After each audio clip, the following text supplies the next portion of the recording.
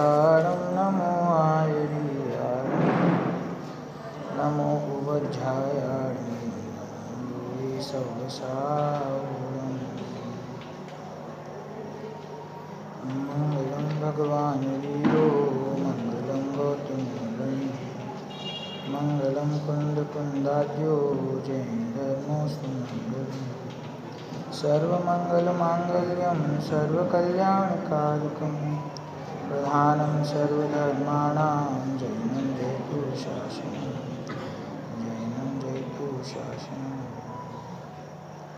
मंगलमय मंगलकरं वीतरागविज्ञान नमो ताहि जाते भये अरिहंतादिमा करिमंगल करिहो महा ग्रंथ करण को काज याते मिले समाज सब पावे निज पद राज।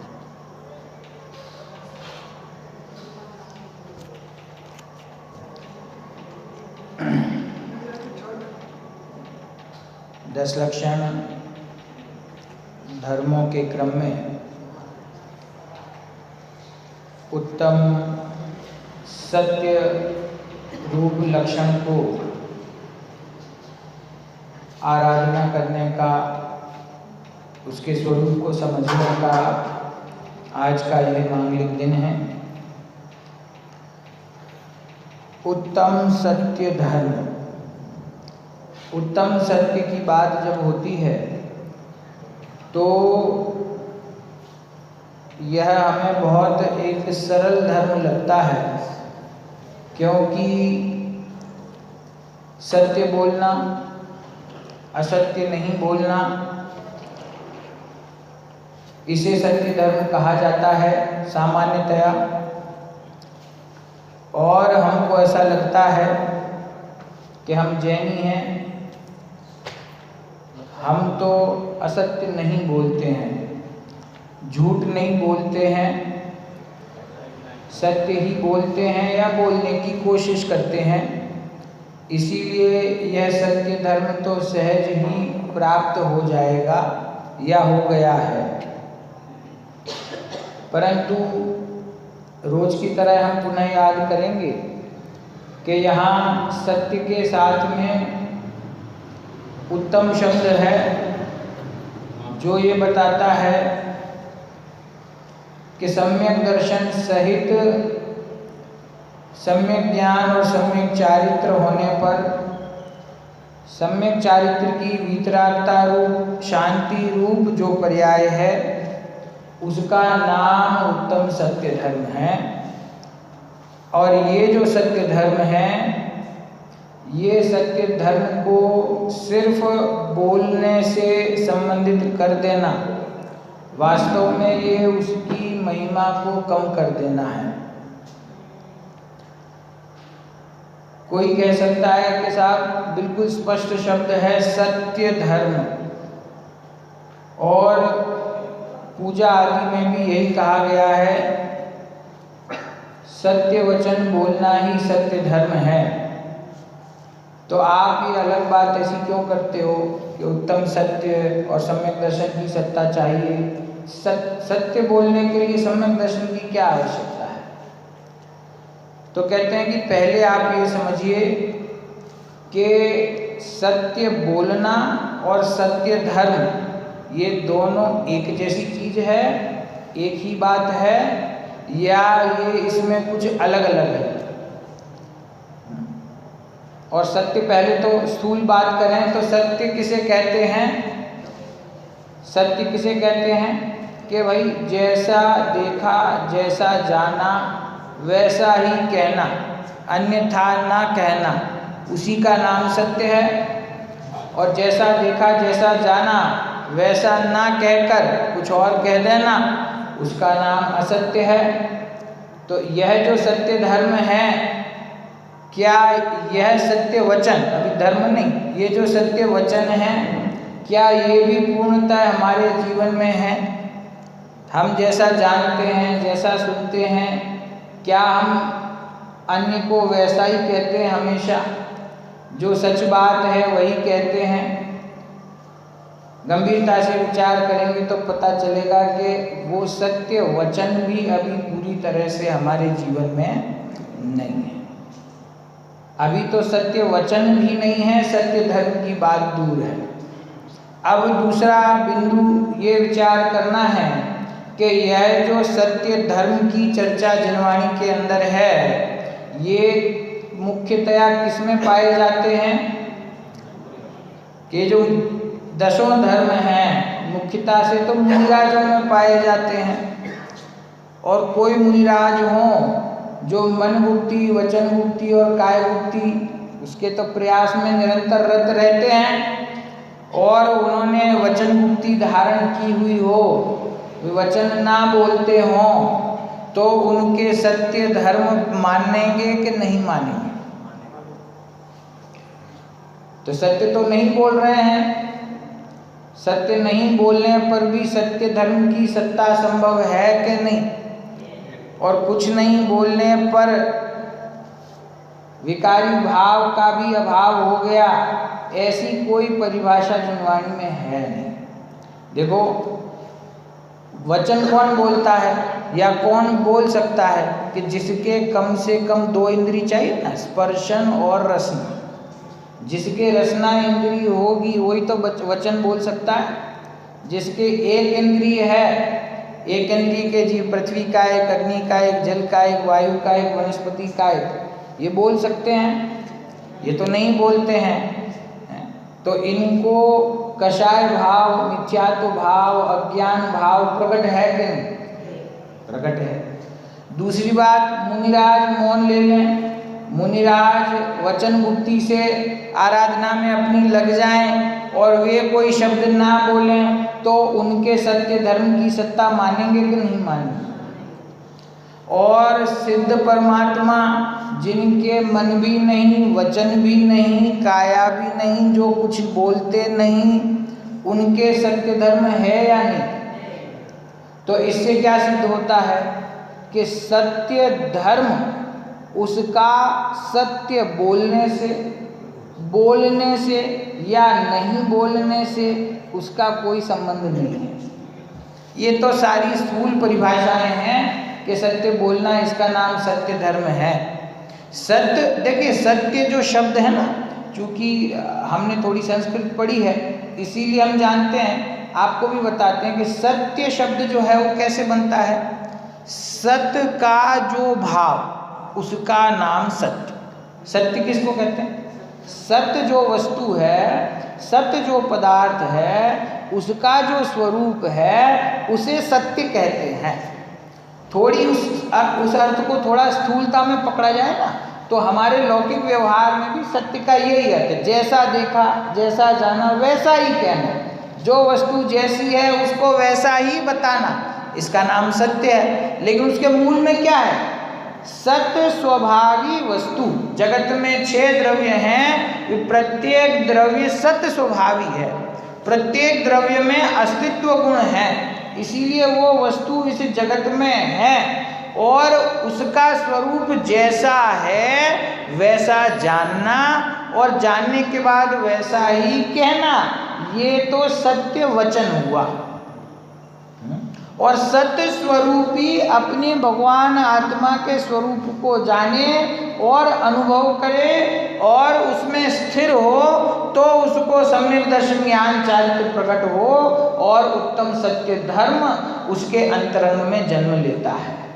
और वो उत्तम सत्य धर्म सम्यक दृष्टि ज्ञानी जीवों के, भावलिंगी मुनिराजों के, अनंत परमात्मा के और सिद्ध परमात्मा के, सबके पाया जाता है। उनमें से कोई बोल रहा हो तो भी पाया जाता है और नहीं बोल रहा हो तो भी पाया जाता है ना? क्योंकि सत्य अर्थात सत्य वस्तु का सच्चा श्रद्धा। सत्य अर्थात जैसा मेरा स्वरूप है उसका वैसा निर्णय। सत्य अर्थात, देखिए मेरा भगवान आत्मा, देखिए मिथ्यात्व है ना, मिथ्यात्व, तो हम मिथ्या दृष्टि हैं, हम अज्ञानी हैं। क्यों हैं? कि हमने आज तक ज्ञान की प्राप्ति नहीं करी। हमने आज तक भेद विज्ञान नहीं किया, तो हमारा आत्मा जो है वो अज्ञानी है, हमारा आत्मा जो है वो वर्तमान में मिथ्या दृष्टि है। अब आप जरा विचार कीजिए कि आत्मा कैसा है, मिथ्या दृष्टि, और हमने माना कैसा है, हमने माना भी यही है कि मैं मिथ्या दृष्टि हूँ। समझना इंपॉर्टेंट पॉइंट है ये। मेरा आत्मा कैसा है, मिथ्या दृष्टि, और मैंने माना क्या है कि भगवान मैं तो मिथ्या दृष्टि हूँ। तो जैसा स्वरूप है वैसा ही माना ना, तो फिर मिथ्या दर्शन कैसे हुआ? क्योंकि सम्यक दर्शन की परिभाषा हमने क्या पढ़ी अभी, जैसी वस्तु है, जैसा उसका स्वरूप है वैसा ही श्रद्धान करना, उसका नाम सम्यक दर्शन। और जैसी वस्तु नहीं है उसको वैसा मानना, इसका नाम मिथ्या दर्शन। मैं अज्ञानी हूँ और मैंने माना भी यही है कि मैं अज्ञानी हूँ, तो फिर तो सम्यक दर्शन होना चाहिए ना, फिर मिथ्या दर्शन क्यों है? मेरा आत्मा कैसा है, अशुद्ध है, और मैंने माना कैसा है, अशुद्ध माना है। भगवान में आप शुद्ध हो, मैं अशुद्ध हूँ, तो जैसा मैं हूँ वैसा ही मैंने माना, तो फिर मिथ्या दर्शन क्यों अभी तक है? फिर सम्यक दर्शन होना चाहिए। इसका मतलब क्या हुआ? इसका मतलब ये हुआ बाबूजी कि जैसा हमने माना है वैसा वस्तु का स्वरूप नहीं है। यही अर्थ हुआ कि नहीं? क्या अर्थ हुआ? जैसी वस्तु है वैसा हमने माना नहीं, और जैसा हमने माना वैसी वस्तु नहीं है, इसीलिए तो हम अज्ञानी हैं। सूर्य डूब गया, रात्रि हो गई, बाहर रात्रि है और मैं कहूँ कि रात्रि है तो मेरी बात सही है, लेकिन बाहर दिन हो और मैं कहूँ रात्रि है तो मैंने कहा कि मैं अज्ञानी हूँ और मेरा आत्मा है भी अज्ञानी, तो फिर मेरी बात सही हो गई ना। जैसी वस्तु है वैसी मैंने जान ली, तो सम्यक दर्शन होना चाहिए, लेकिन सम्यक दर्शन नहीं हुआ। इसका अर्थ क्या है कि वस्तु जैसी है वैसी तुमने मानी नहीं है, विपरीत मानी है। वस्तु तो शुद्ध है, तुमने अशुद्ध मानी। वस्तु ज्ञानमयी है, तुमने अपने आप को अज्ञानी माना। वस्तु परिपूर्ण है, तुमने अपने आप को अपरिपूर्ण माना, अधूरा माना। तो इसीलिए तुम्हें मिथ्यात्व अभी तक प्रकट है, क्योंकि वस्तु का स्वरूप जैसा तुम मानते हो वैसा नहीं है। ये एक समय की परिणति में जो विकार है, उस विकार को अपने आत्मा का स्वभाव मान लेना, ये ही सबसे बड़ा असत्य है। यहाँ हमने सत्य स्वभाव का उसको नकार दिया, निषेध कर दिया, और असत्य वस्तु को स्वीकार कर लिया। इसी का नाम मिथ्यात्व है। अंतरंग के अभिप्राय में वस्तु का सच्चा श्रद्धान ही नहीं है, और उत्तम सत्य धर्म प्रकट करने की भावना भाएं तो वो भावना फलीभूत नहीं हो सकती है। वो भावना कब फलीभूत होगी? कब फलीभूत होगी?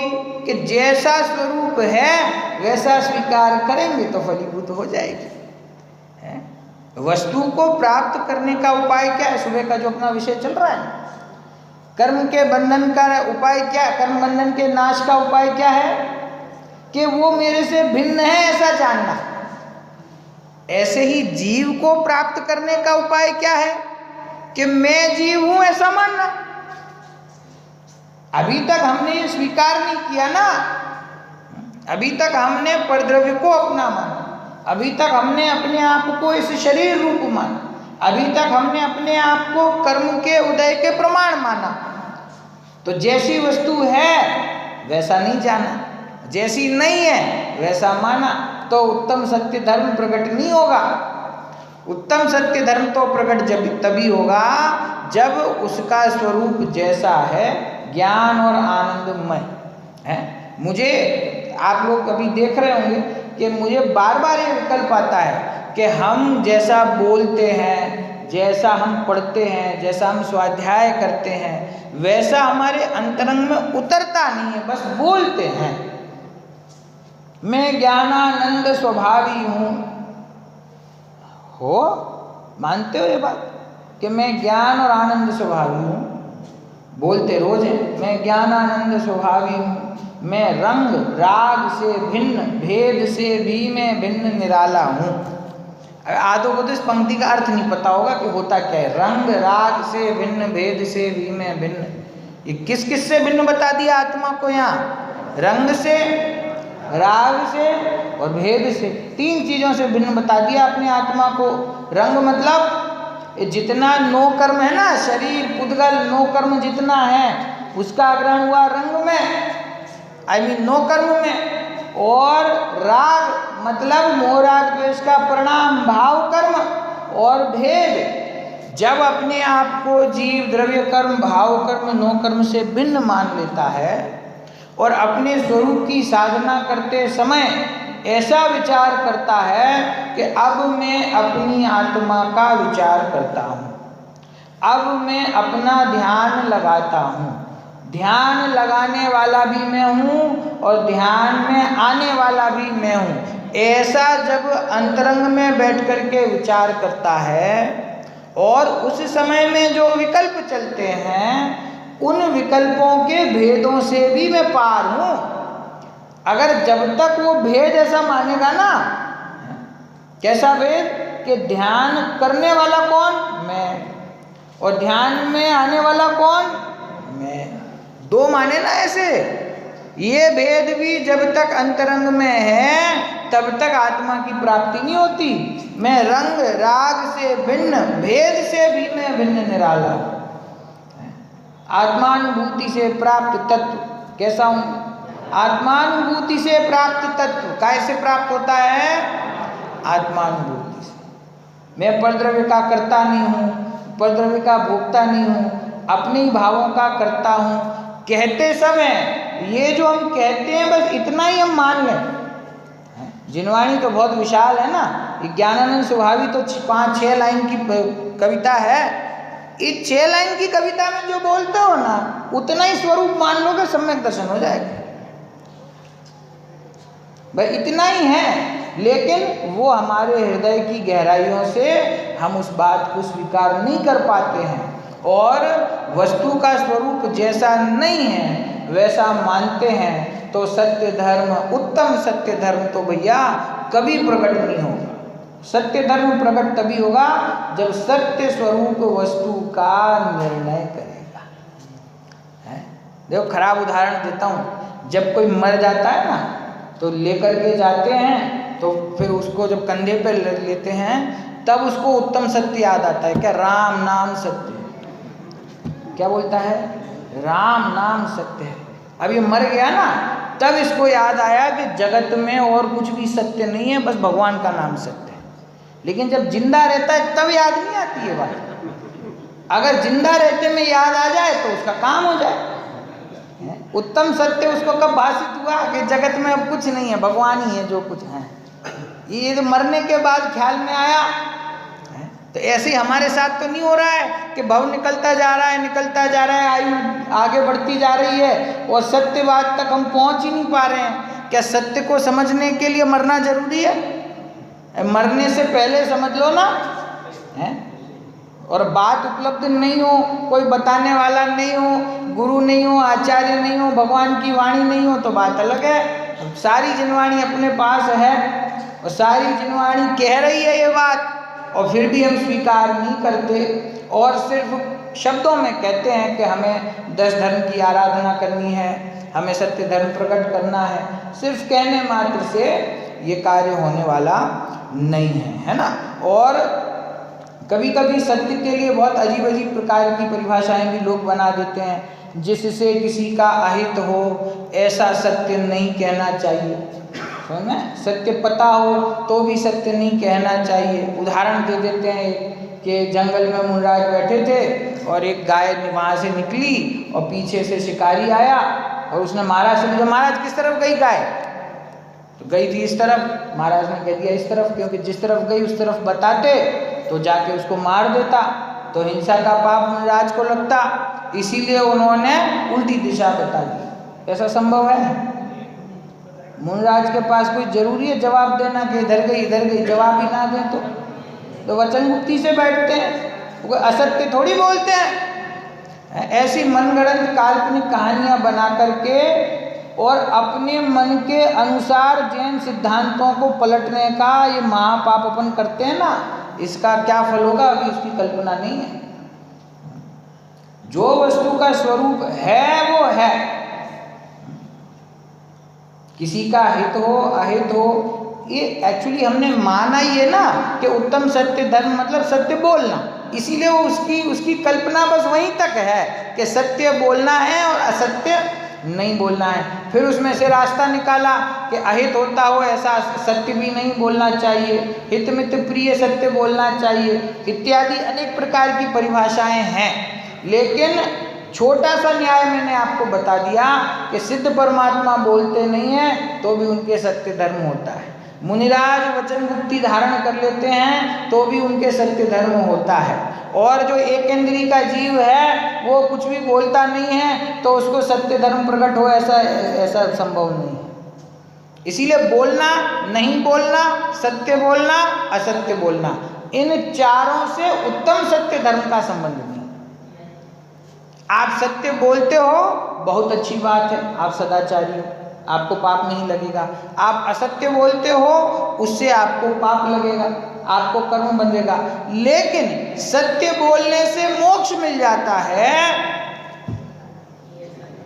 ऐसा व्यवहार में कदाचित भक्ति में पूजा में कहा जा सकता है।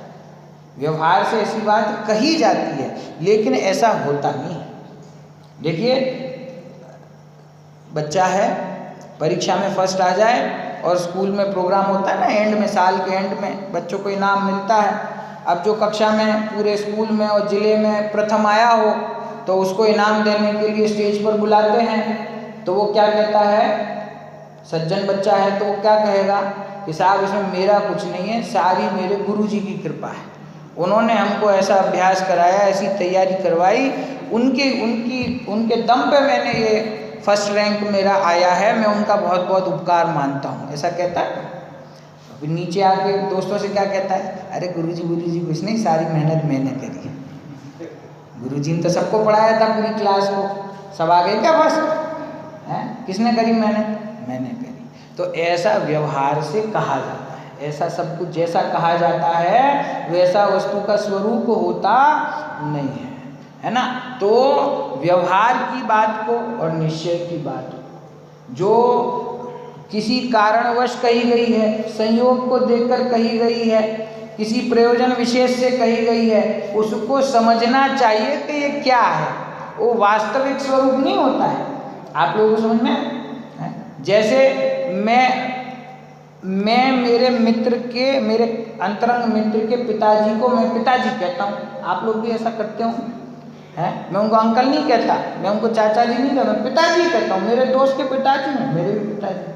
अब कोई मेरे से बाद में पूछे, यार तुम्हारे पिताजी को तो मैं जानता हूँ, वो तो घर पे तो कोई और रहते हैं, ये कौन है जिनको तुम पिताजी कह रहे हो? तो फिर मैं उसको समझाता हूँ कि ये मेरे पिताजी नहीं है, ये मेरे मित्र के पिताजी हैं। तो फिर क्यों कहते हो पिताजी? ऐसा लोक व्यवहार है, उनको पिताजी कहा जाता है। जिसको पिताजी कहा जाता है वो पिताजी जरूरी नहीं है, समझ में? लोक व्यवहार अलग है और निश्चय की बात जो सही बात है वो अलग है।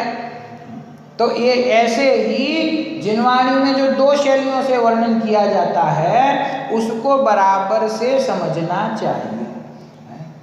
उत्तम सत्य धर्म जो है उसको हम सिर्फ सत्य बोलने तक सीमित ना करें, क्योंकि यदि हम सत्य बोलने तक उसकी सत्ता मानेंगे तो हम तो सत्य बोलते हैं। अधिकतर लोग बिना कारण के झूठ बोलना पसंद नहीं करते, झूठ कुछ होता नहीं, सत्य बोल दिया और सत्य बोल दिया तो सत्य धर्म प्रकट हो गया, तो फिर मुनि बनने की आवश्यकता क्या है? तो फिर मोक्ष मार्ग में जब यही सब कुछ सत्य बोलने से आपने सॉरी बोला, मैंने क्षमा कर दिया तो मुझे उत्तम क्षमा प्रकट हो गया। मैंने कोई मान माया नहीं करे तो मुझे उत्तम आर्थ और उत्तम मार्दव धर्म प्रकट हो गए, और मैंने लोभ नहीं किया तो शौच धर्म प्रकट हो गया, और सत्य बोल दिया तो सत्य धर्म हो गया। तो फिर भैया ये ज्ञानी और मुनिराज ये क्या कर रहे हैं? फिर इनकी साधना की इनका कोई महत्व रहेगा कि नहीं रहेगा?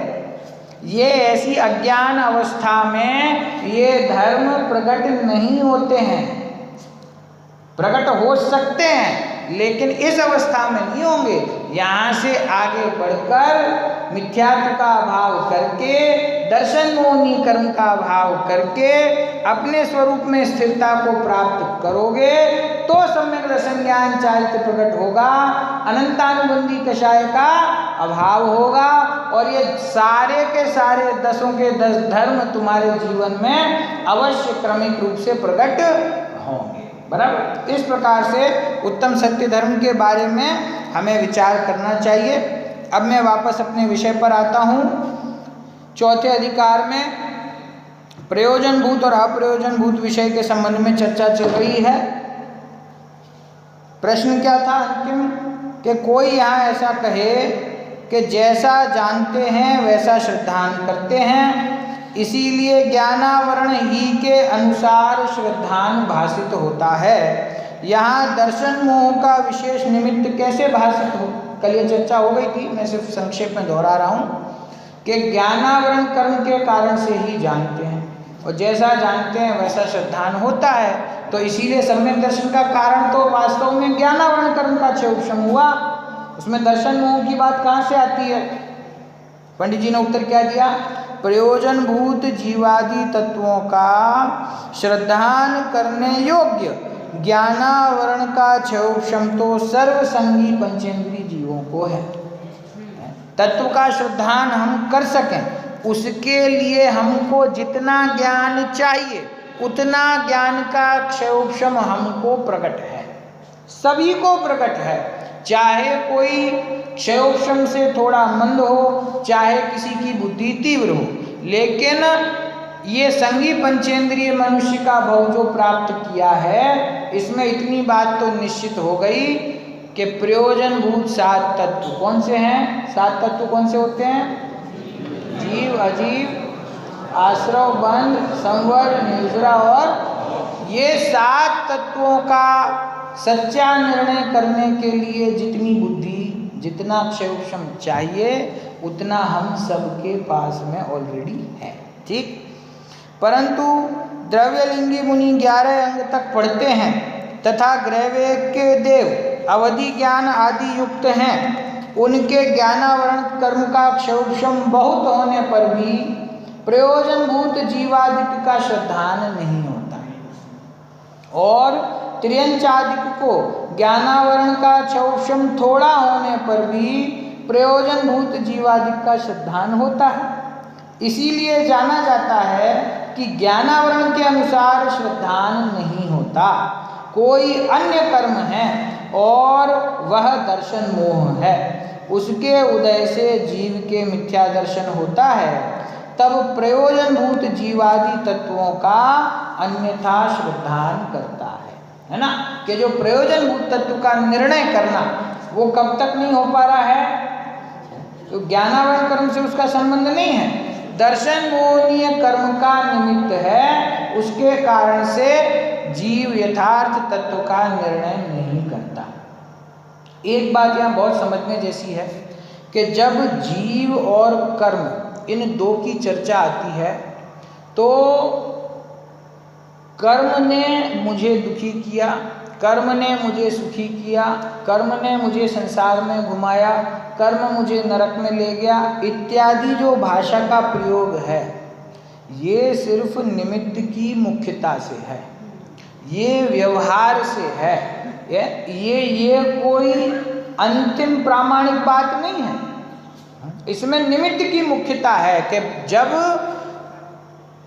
जीव दुख का अनुभव करता है उस समय में बाहर में जिस कर्म का उदय होता है निमित्त रूप से उसको मोहनीय कर्म कहा जाता है। जब जीव स्वयं अपनी योग्यता से अपने ज्ञान को प्रकट नहीं करता तब जिस कर्म का उदय बाहर में निमित्त रूप होता है उसको ज्ञानावरण कर्म कहा जाता है। ज्ञानावरण कर्म मेरे ज्ञान का घात नहीं करता। कौन सा कर्म है ज्ञानावरण कर्म? घाती क्या? घाती का मतलब क्या होता है? जो जीव के अनुजीवी गुणों का घात करे, है ना। तो ज्ञानावरण कर्म का कार्य क्या है कि मेरे ज्ञान गुण का घात करना, यही तो काम है उसका। अब आप विचार करो कि मैं इस संसार में कब से हूँ? अनादिकाल से, अनादिकाल से। और ये कर्म का उदय कब से चल रहा है? अनादिकाल से। ज्ञानावरण कर्म का काम यदि मेरे ज्ञान का घात करना होता और वो इतना इतना सा भी तुम्हारे ज्ञान गुण का घात कर रहा होता तो अभी तक तुम्हारा पूरा ज्ञान गुण खत्म हो गया होता, क्योंकि अनादिकाल से उदय में है। अनंत काल निकल गया, अनंत काल से ज्ञानावरणी कर्म का उदय है और वो अनंत काल से मेरे ज्ञान गुण का घात कर रहा होता तो अभी ज्ञान बचता ही नहीं, खत्म हो जाता। लेकिन ज्ञान थोड़ा सा बचा है नहीं, पूरे का पूरा जैसा था वैसा त्रिकाल स्वभाव जीव का है। तो ज्ञानावरण ने आज तक क्या किया? ज्ञान का घात किया कि नहीं किया? कि ज्ञान गुण की जो पर्याय प्रकट होती है उस पर्याय में ज्ञानावरण कर्म के निमित्त से हीना दिखता दिखाई देती है। किसी को ज्ञान, जो मैंने उदाहरण दिया था मूर्ति के ऊपर वस्त्र का, वो वस्त्र जितना ढका हुआ है उतना ज्ञान अप्रकट है और जितना खुला हुआ है उतना ज्ञान प्रकट है। लेकिन उसका अर्थ ये नहीं है कि ज्ञानावरण मेरे ज्ञान गुण का घात कर देता है। ज्ञानावरण से ज्ञान का घात नहीं होता है। अगर ज्ञान का घात होता तो ज्ञान खत्म हो गया होता। अभी तो ज्ञान तो ज्यों का त्यों है। और सुनो कि ज्ञानावरण कर्म जीव के ज्ञान को बिल्कुल 100% ढक दे, ऐसा भी संभव नहीं।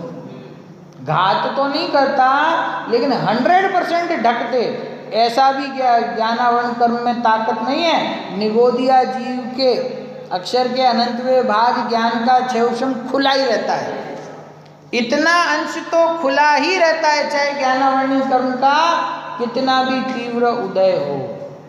तो इसीलिए यहाँ पर कहते हैं कि मेरे सम्यक दर्शन का संबंध ज्ञानावरण कर्म से नहीं है। ज्ञानावरण के कर्म के कारण से मैं जानता हूँ और जैसा जानता हूँ वैसा ही श्रद्धान करता हूँ, इसीलिए सम्यक दर्शन ज्ञानावरण कर्म के क्षयक्षम से होता है, ऐसा नहीं है।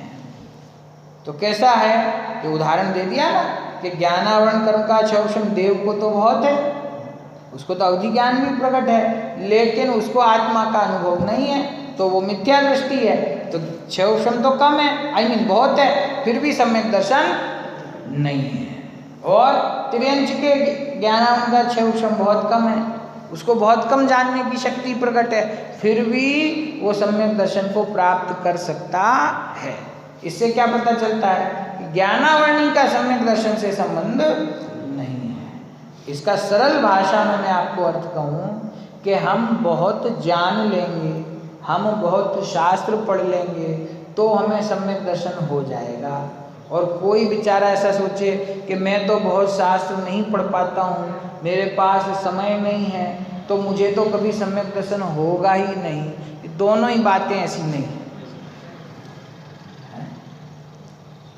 तो जो नहीं पढ़ पाते हैं वो खुश हो जाएंगे। देखो पंडित जी का नहीं पढ़ो तो भी सम्यक दर्शन हो सकता है, पढ़ने की जरूरत क्या है? ये यहाँ पे स्वच्छंदता ग्रहण करने के लिए नहीं कहा जा रहा है? पढ़ोगे, अभ्यास करोगे तभी तो वस्तु समझ में आएगी। जिस वस्तु को जाना नहीं उसका श्रद्धान कैसे होगा? ये तो सिर्फ इतना समझाया जा रहा है कि यदि तुम ऐसा समझते हो कि हम में तो ये समझने की बुद्धि ही नहीं है, तो ऐसा नहीं, वो बुद्धि तो तुम्हें ज्ञानावरण कर्म के क्षयक्षम से प्रकट है। अब तुम उपाय करोगे, तत्व का निर्णय करोगे तो दर्शन मोहनी कर्म का बंध जो है वो अपने आप ढीला पड़ेगा। और दर्शन मोहनी कर्म का बंध ढीला पड़ेगा तो अंतरंग में विशुद्धता अपने आप प्रकट होगी। जैसे जैसे प्रयत्न करते जाओगे वैसे वैसे कर्म का बंध ढीला पड़ता है और जीव आत्मानुभूति को प्रकट करता है। समझे? पानी में जैसे तैरना हो है, तो जिसको तैरना नहीं आता तो उसको कहते हैं आ जाओ भैया, आ जाओ जरा नदी में, कुएं में, स्विमिंग पूल में। तो वो क्या कहता है? भैया मुझे तैरना नहीं आता, मैं नहीं आऊँगा। तैरने वाला क्या कहता है? अरे आओ तो सही, तुम आओगे, थोड़ा प्रयत्न करोगे, नीचे उतरोगे तभी तो सीखोगे। और वो क्या कहता है? मैं नहीं आऊँगा इसके अंदर। क्योंकि मुझे तैरना नहीं आता। तो जो पानी में नहीं जाएगा वो तैरना सीखेगा कैसे? बाहर खड़े खड़े सीख जाए? वो ये कहे कि मैं भैया जब पहले सीख जाऊंगा मैं उसके बाद पानी में आऊंगा, तो तू सीखेगा कैसे? पानी में जब तक जाएगा नहीं तो सीखेगा कैसे? सीखने के लिए तो उसी पानी में जाना पड़ेगा ना। तुझे तैरना नहीं आता है, ये स्थिति को जानते हुए तुझे उसी पानी में जाके प्रयत्न करना पड़ेगा, तभी तो धीरे धीरे तू सीखेगा। तो अब कोई कहे कि साहब सम्यक दर्शन क्यों नहीं होता? हमारे कर्म का उदय है, हमको सम्यक दर्शन कैसे होगा? तो भैया वो जो कर्म का उदय है, तू दूर खड़ा है, तू कर्म के उदय का अभाव होने का समय देख रहा है, बाट जो रहा है, तो उस कर्म का उदय अपने आप चला जाएगा। उसी कर्म के उदय में तेरे को माथा मारना पड़ेगा। वो ही चलते हुए अज्ञान में तुझे तत्व का निर्णय करने का प्रयत्न करना पड़ेगा। सुने और उदाहरण दूं आपको, पता नहीं आप लोग कितने परिचित हैं कि नहीं। हम बम्बई में रहते थे तो ऑफिस जाते तो वही आपने बम्बई की लोकल ट्रेन देखी सुनी होगी, कभी टीवी में देखी होगी, भयंकर वाली भीड़ होती है। दरवाजे के बाहर भी 5-10 आदमी लटके हुए होते हैं। और अब हम खड़े हैं प्लेटफॉर्म पे, जाने की ट्रेन आई, पूरी भरी हुई है। तो हम क्या सोचते हैं, अब इसको जाने देते हैं, अगली आएगी उसमें जाएंगे, इसमें तो बहुत भीड़ है। एक चली जाती है, दूसरी आती है, उसमें भी उतनी भीड़ है, तीसरी में भी उतनी भीड़ है। बम्बई के बाहर का आदमी आता है ना, तो वो तो स्टेशन पे खड़ा होकर ऐसा घबरा जाता है कि ये क्या हो गया, इस ट्रेन में कैसे जाएंगे। और उसी ट्रेन में बम्बई का आदमी घुसता जाता है, उतरता जाता है, ट्रेन चलती जाती है और काम होता जाता है। समझे? तो क्या करना पड़ता है, एक बार तो हिम्मत करनी पड़ती, कितनी भी भीड़ हो हम तो इसमें ही घुसेंगे, और घुस जाते हैं तो हो जाता है काम। समझे? ऐसे ही कर्म का उदय तो तीव्र चल रहा है, असाता वेदनी का उदय चल रहा है, जीवन में प्रतिकूलताएं चल रही हैं, शरीर में रोग चल रहा है, व्यापार मंदा चल रहा है, घर में क्लेश चल रहा है, समाज में एक दूसरे से नहीं बन रही है। ये जो प्रतिकूलताएं हैं ये हम सबके जीवन में हैं। अब इसमें से सम्यक दर्शन का प्रयत्न कब शुरू करोगे? कि जब कर्म का उदय सब अनुकूल हो जाएगा तब। वो कभी अनुकूल होने वाला ही नहीं है। इसी प्रतिकूलता में ही माथा मारना पड़ेगा, इसी प्रतिकूलता के बीच ही तत्व निर्णय का पुरुषार्थ प्रारंभ करना पड़ेगा। और जब हम प्रारंभ करेंगे तो बाकी की व्यवस्था अपने आप बनती है। जब ये जीव तत्व के यथार्थ निर्णय का पुरुषार्थ करता है तो कर्म का क्षय उपशम अपने आप सुधरता है, अंतरंग में विशुद्धता अपने आप जागृत होती है, दर्शन मोहनी कर्म का बंधन अपने आप ढीला पड़ता है और इसके तत्व निर्णय की शक्ति और बढ़ती जाती है। सूक्ष्म न्याय उसको समझ में आने लगते हैं जो पहले नहीं आते थे। सूक्ष्म बात देखो, आप पहले दिन बैठोगे, 2 दिन बैठोगे, आपको वो समझ में नहीं आ रहा है, लेकिन आप 1 महीने बैठोगे तो आपको वो बात समझ में आने लगती है। कैसे आने लगती है? विद्यार्थी होता है, वो कोई विषय नया प्रारंभ करता है, पहले दिन तो नहीं आता है समझ में, दूसरे दिन नहीं आता है, लेकिन जब वो बार बार प्रयास करता है कुछ दिनों में उसको वो विषय समझ में आने लगता है। क्यों होता है ऐसा? क्योंकि जिस विषय को समझने की रुचि होती है उस संबंधी ज्ञानावरणी कर्म का क्षयोपशम अपने आप सुधर जाता है। यह आप अनुभव कर लेना, समझ में आया? लेकिन अब हम प्रयत्न ही ना करें, हम सारी बात कर्म के ऊपर डाल दें, कर्म के कारण से ऐसा हुआ, कर्म ने हमारे ज्ञान को प्रकट नहीं होने दिया, ज्ञानावरणी कर्म ने तुम्हारे ज्ञान को नहीं रोका है, तुम अपने ज्ञान को स्वयं प्रकट नहीं करते तो बाहर में ज्ञानावरणी कर्म का उदय निमित्त रूप से कहा जाता है। ये जो निमित्त और उपादान की व्यवस्था है जैन धर्म की बहुत अनूठी व्यवस्था है, इसको समझना बहुत जरूरी है कि कर्म ने मुझे दुखी किया कि कर्म के निमित्त से मैं दुखी हुआ। कोई कहेगा एक ही तो बात है, कर्म ने दुखी किया या कर्म के निमित्त से दुखी हुआ, इसमें क्या अंतर? कि कर्म का उदय आता है उसमें जब जीव अपने स्वरूप को भूल करके जुड़ता है तब वो कर्म उसको दुखी करता है। और कर्म का उदय आए और उस समय अपने तत्व ज्ञान की धारा अंतरंग में बराबर चल रही हो तो वो कर्म का उदय उस जीव को दुखी नहीं कर सकता है। कर्म ने हमें दुखी किया ऐसा कह करके हम अपने दोष की जिम्मेदारी कर्म पे नहीं डाल सकते। ये दोष स्वयं अपना होता है। बहुत छोटे बच्चे होते हैं ना, पहली कक्षा के और छोटे जूनियर केजी सीनियर केजी, तो उनकी कक्षा में स्कूल में आप जाओ पूरा दिन एक ही बात चलती रहती, टीचर इसने मुझे मारा, इसने मुझे धक्का मारा।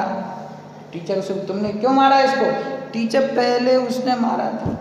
एक दूसरे से कहते हैं पहले इसने मारा था, पहले उसने मारा था। किसका दोष है? आचार्य हमसे कहते हैं क्यों नहीं तुम मोक्ष मार्ग में आगे बढ़ते? हम कहते टीचर ये कर्म का उदय चल रहा है, हम कैसे आगे बढ़ें? कि भैया वो कर्म का उदय जो चल रहा है वो तुम ये बताओ कि वो कर्म का उदय अपने आप चलकर तुम्हारे पास आया है? तो अपने आप नहीं आता है, वो तो जड़ है, उसमें ज्ञान नहीं है। कैसे आया? कि तुमने अज्ञान और विकारी भावों को प्रकट करके उसको आमंत्रित किया है, इसीलिए वो आया है और आकर के बंधा है और तुम्हें दुख दे रहा है। अगर तुम्हें उससे छूटना है तो कर्म को दोष देने से कुछ नहीं होता है। पंडित टोडरमल जी साहब ने इसी ग्रंथ में उदाहरण दिया है, जैसे मुझे मारने के लिए किसी व्यक्ति ने किसी और को, लठैतों को भेजा, गुंडों को भेजा कि इनको मारो, और वो मुझे मारे। अब मैं द्वेष किससे करता हूँ? देखो इसने मुझे मारा, इसने मुझे मारा। लेकिन जो होशियार होता है ना वो समझ जाता है कि ये तो किराए के आदमी, इनसे लड़ाई नहीं करनी मुझे, इनको जिसने भेजा है उसको ढूंढना पड़ेगा, है क्या नहीं? जो सामने से मुझे मार रहा है वास्तव में वो मेरा दुश्मन नहीं है, उसको किसी ने भेजा है, उसको पकड़ना पड़ेगा। ऐसी असाता वेदनी कर्म का उदय आया तो मैं दुखी हुआ, तो मैंने क्या कहा कि ये कर्म ने मुझे दुखी कर दिया। ये कर्म तुम्हें जो दुखी कर रहा है ना, इसमें उस कर्म का कोई दोष नहीं है, उस कर्म को किसी ने भेजा है। किसने भेजा है उसको? कि तुम्हारे ही विकारी भावों ने उसको भेजा है, तुम्हारे मोहराग द्वेष के परिणाम ने उसको तुम्हें परेशान करने के लिए भेजा है। तो तुम्हें यदि झगड़ा करना हो तो अपने भाव कर्म से करो, द्रव्य कर्म का कोई दोष नहीं है, तो जड़ है। तुम्हें यदि बुरा लग रहा है तो तुम अपने भाव कर्म से निपटो। ये द्रव्य कर्म का क्या है? द्रव्य कर्म तो जड़ है, उसको ज्ञान थोड़ी है। तुमने भाव कर्म किए तो आ गया, नहीं करोगे तो नहीं आएगा। सिद्ध परमात्मा नहीं करते हैं कोई भी विकारी भाव, तो उनको कोई दोष, कोई कर्म उनके पास में नहीं है। भक्तामर का छंद ना, आप लोगों को याद होगा, मुझे तो उतना याद नहीं है। को विस्मयोत्र यदि नाम गुणैरशेषै, बोलिए आगे। त्वं संस्कृतो निरवकाश तया मुनीश दोषैरुपात्त विविधाश्रय जात गर्वै स्वप्नांतरे भी न कदाचित पीक्षितोसी। क्या अर्थ इस छंद का बताइए? को विस्मयोत्र, हे भगवान इसमें क्या आश्चर्य है? को विस्मय अत्र, इसमें क्या विस्मय है? किसमें? को विस्मयोत्र यदि नाम गुणैरशेषै, संधि विच्छेद करेंगे तो वहाँ अर्थ निकलेगा अशेषै ही गुणै ही, अर्थात अशेष मतलब कुछ भी शेष नहीं रहा, समस्त गुण। हे भगवान इसमें क्या आश्चर्य है कि जगत में जितने गुण थे समस्त गुण हैं। क्या हुआ आगे? दूसरी लाइन बोलिए। त्वम संश्रितो निरवकाश तया मुनीश, जितने भी जगत में गुण थे त्वम संश्रितो, वो सब आपके आश्रय में आके रहते हैं। क्यों रहते हैं? निरवकाश तया, उनके पास दूसरा कोई ऑप्शन ही नहीं है, उनके पास कोई अवकाश ही नहीं है। भाषा कैसी यूज करी है आचार्य देव ने? विरोधाभास अलंकार होता है ना, वो विरोधाभास अलंकार का प्रयोग है उसमें। क्या कहा हे भगवान, इसमें क्या आश्चर्य है कि जगत में जितने भी गुण हैं वो आपके पास आपकी शरण में रहते हैं। क्यों? उनको जगत में दूसरी कोई जगह पे रहने की जगह ही नहीं।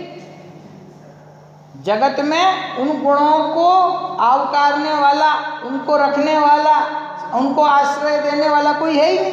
इसीलिए वो बेचारे सब आपके पास आकर के रहते हैं। और आगे की लाइन क्या है? दोषई रूपात विविधाश्रय जात गर्वे। दोषई ही उपात, दोषों ने प्राप्त कर लिया है क्या? विविधाश्रय। दोषई रूपात विविधाश्रय, उनको विविध जगह पे आश्रय मिलता है। वो जगत में जहाँ जाते हैं, जिसके पास जाते हैं, वहाँ उनको आश्रय मिल जाता है। जिसके घर में जाते हैं वो उनका स्वागत कर लेता है। दोषई रूपात विविधाश्रय, इसलिए क्या हो गया है? उनको जात गर्वही, उनको क्या हो गया है? तो उन कर्मों को, दोषों को बहुत घमंड हो गया है। क्या हो गया है? मैं मन से नहीं बना रहा हूँ ये अर्थ। दोषई रूपात विविधाश्रय जात गर्वही। जात अर्थात जन्म हो गया है। किस चीज का? गर्व का। किसको? दोषों को। दोषों को भगवान पूरे जगत में उनको बुलाया जाता है। नहीं समझे? आपने मुझे फोन किया दशरक्षण के लिए 2 महीने पहले, पंडित जी आपको आना है। हाँ देख लेंगे। फिर 1 महीना बचा, फिर आपने कहा पंडित जी टिकट हो गई? अभी नहीं हुई। क्यों? आपने मेरे को ढंग से आमंत्रण ही नहीं दिया। मेरे पास में 10 जगह से आमंत्रण था, 10 जगह बड़ी बड़ी सभाओं में से मेरे पास आमंत्रण था। आपके क्या है, 60-70 आदमी बैठे, मैं 1000-2000 लोगों की सभा में प्रवचन करता हूँ। तो आप क्या कहोगे? ये पंडित जी को बहुत घमंड है। मुझे घमंड है। क्यों घमंड है? 10 जगह से इनविटेशन है ना मेरे पास है। ये दोषों को भगवान बुलाते हैं तो कहते हम नहीं आएंगे। क्यों नहीं आएंगे? हमारे पास 10 जगह से इनविटेशन है। जहाँ जगत में जाते हैं हमको सब बुलाते हैं, सब हमारा स्वागत करते हैं। इसीलिए स्वप्नांतरे न कदाचित पीक्षितोसी, आपके पास हम स्वप्न में भी नहीं आएंगे। वो दोष हैं, वो भगवान आपके पास क्यों नहीं आते हैं? स्वप्न में भी, स्वप्नांतरेपि न कदाचित पीक्षितोसी, वो आपके पास सपने में भी फटकते नहीं हैं। क्यों नहीं फटकते हैं? क्योंकि विविध आश्रय, उनको पूरे जगत में आश्रय मिला हुआ है। जहाँ जाते हैं वहाँ उनको आश्रय मिल जाता है। इसलिए उनको स्वयं के ऊपर बहुत घमंड है, आपके पास नहीं आएंगे। आप आमंत्रण ही नहीं देते, पूरा जगत उनको आमंत्रण देता है। और गुण बेचारे को पूरे 3 लोक में रखने वाला कोई नहीं है, इसलिए बेचारे सबके सब आपके आश्रय में आ गए। समझ में? इतना सुंदर अर्थ है उसके अंदर में, समझ में आना चाहिए। तो मैं ये बता रहा हूँ कि दोष कर्म ये कैसे हैं? विविध आश्रय जात गर्वई, इनको अपने ऊपर बहुत घमंड है। आप नहीं बुलाओगे, आपके पास बिल्कुल नहीं आएंगे। तो हमारे पास आए हैं, ये कर्म हमको दुखी कर रहे हैं, इसका मतलब क्या है? हमने बुलाया है, हमने आमंत्रित किया है तो आया है, नहीं तो वो कर्म अपने आप स्वयं से आता नहीं है। तो इसीलिए कर्म पर दोष नहीं डालना है कि हमको बात तत्व की समझ में क्यों नहीं आती, क्योंकि साहब कर्म का उदय है। ये क्या होता है कि जो एक रूढ़ी से जो पूजा पद्धति है, जो भक्तियाँ हैं, जो भजन लिखे जाते हैं, तो इनको रोज जब हम पढ़ते हैं तो एक धीरे धीरे धीरे हृदय की गहराई में ऐसा संस्कार बैठ जाता है कि ये हम दुखी हैं कर्म के कारण से, हम दुखी हैं कर्म के कारण से। सुबह भी आ गया थे, आई थी बात, और तारेगा कौन? हमको भगवान तारेंगे। तो भैया तू कहाँ पे जिम्मेदारी ले रहा है? तेरी रिस्पॉन्सिबिलिटी क्या है? हमारे जीवन में जो कुछ दोष है वो किसके कारण से? कर्म के उदय से। और हमको निर्दोष और मुक्त कौन करेगा? भगवान करेंगे। तो तू क्या करेगा फिर? तू खुद कुछ करेगा कि नहीं करेगा? जगत में तो कहता है कि हम भाग्य पे विश्वास नहीं करते, हमारा पुरुषार्थ हमारे हाथ में है, हमारा भाग्य हमारी मुट्ठी में। युवा लोग हैं, उत्साह आ जाए, हमारा भाग्य हमारी मुट्ठी में, हम कोई भाग्य पे विश्वास नहीं करते। यहाँ आके कहता है भगवान हमें आप पे विश्वास है, आप हमें तार दो। यहाँ पे बोलना मेरा पुरुषार्थ मेरे हाथ में है, मैं करूँगा पुरुषार्थ, मैं करूँगा तत्व का निर्णय। तू तत्व का निर्णय करेगा तो तुझे अवश्य मोक्ष की प्राप्ति होगी। और भगवान के भरोसे बैठा रहेगा तो भगवान तो वीतरागी हैं, ये नहीं समझते ना। ये तकलीफ इधर है। मैंने तेरे ही भरोसे आदिनाथ भंवर में नैया डूब जाएगी, गारंटी दे रहा हूँ। अगर 100% उनके भरोसे छोड़ दी तो डूब जाएगी। उनने जो मार्ग बताया वो मार्ग पे पतवार खे के जाना खुद को पड़ेगा। पतवार खे के किनारे पहुँचोगे तो पार हो जाएगी, और नहीं पहुँचोगे तो डूब जाएगी। क्यों? भगवान पकड़ के हाथ पकड़ने आते नहीं ना, प्रॉब्लम ये है।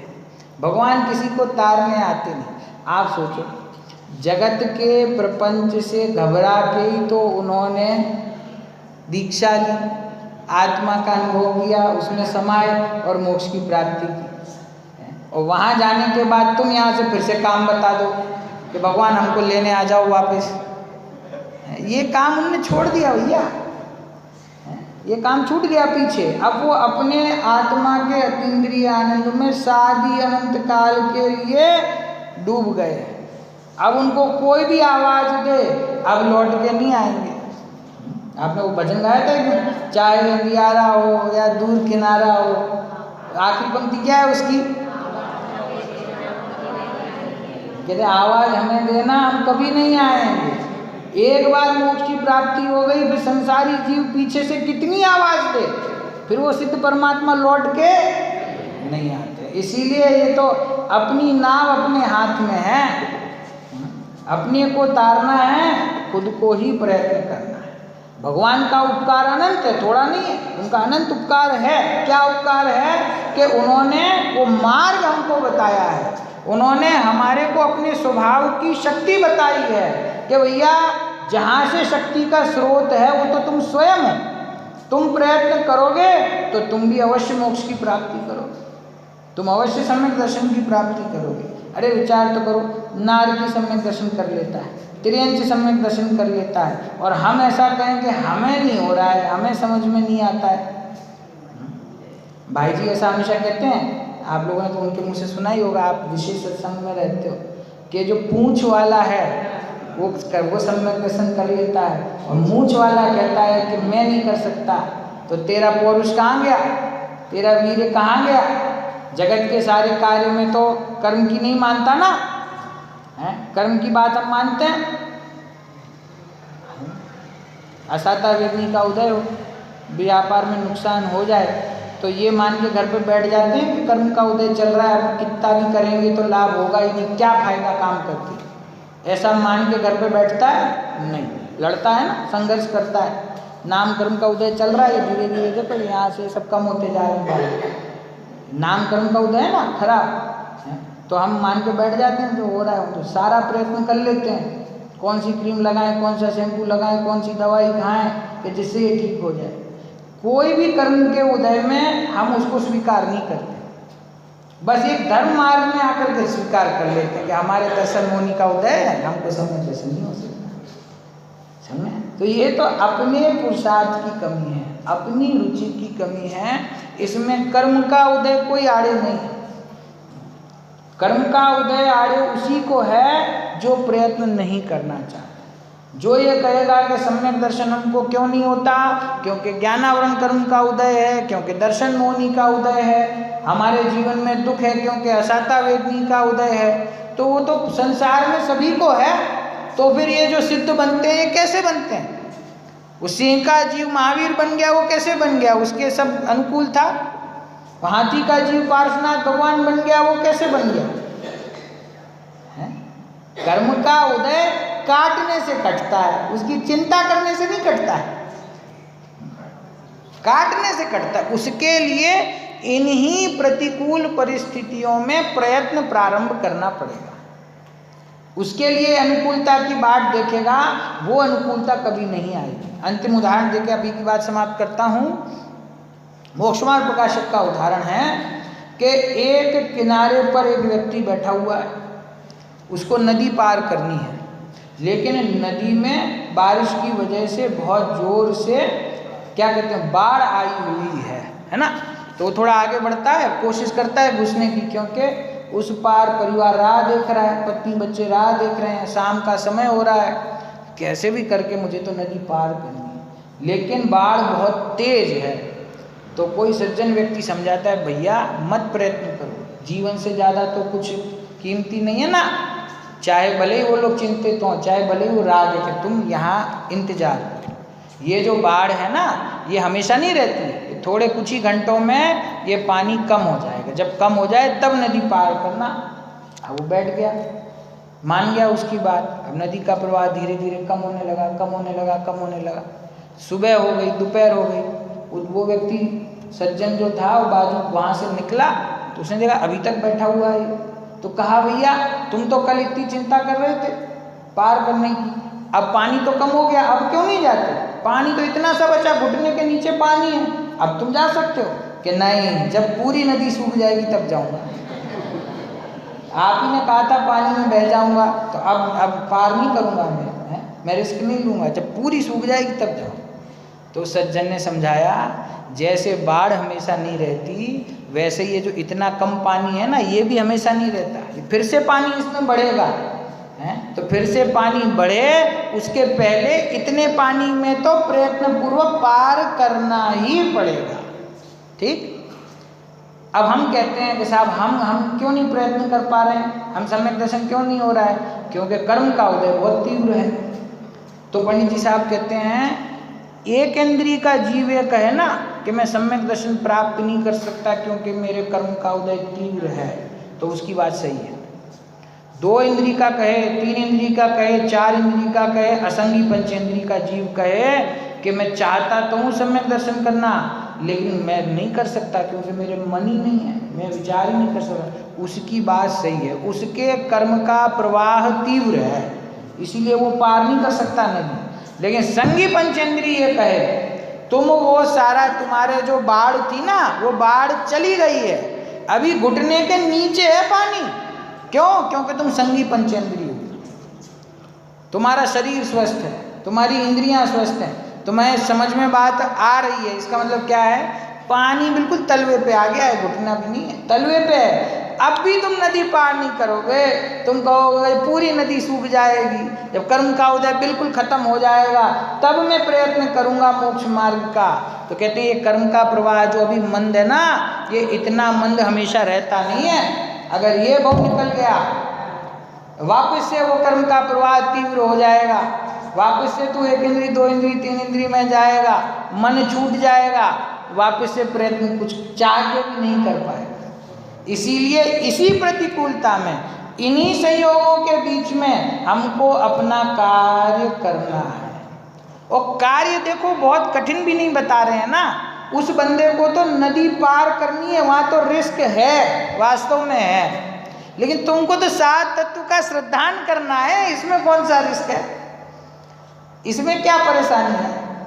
इसमें क्या चीज आड़े आ रही है? सिर्फ 7 गिनती के जीव, अजीव, आश्रव, वन, संवर, निजरा, मोक्ष, इतने 7 प्रयोजनभूत तत्वों का ये जीव निर्णय करे तो इसको सुख प्रकट हो और इसके दुख का अभाव हो। ये मार्ग इतना सरल है, जिनेंद्र परमात्मा ने हमको बताया है। उनके अनंत उपकार को स्वीकार करते हुए, उनके प्रति अनंत भक्ति का भाव रखते हुए, अंत में अपने स्वरूप की शरण लेना परम आवश्यक है।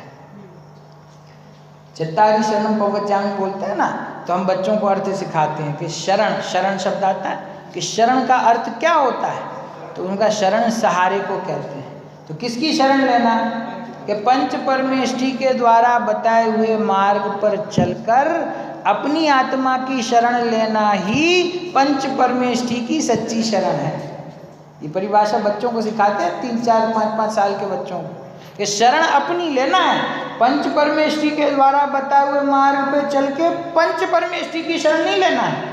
उनकी शरण तो हमने ली और उन्होंने हमको ये मार्ग बताया, तो जो मार्ग बताया उस पे चलना भी तो पड़ेगा ना।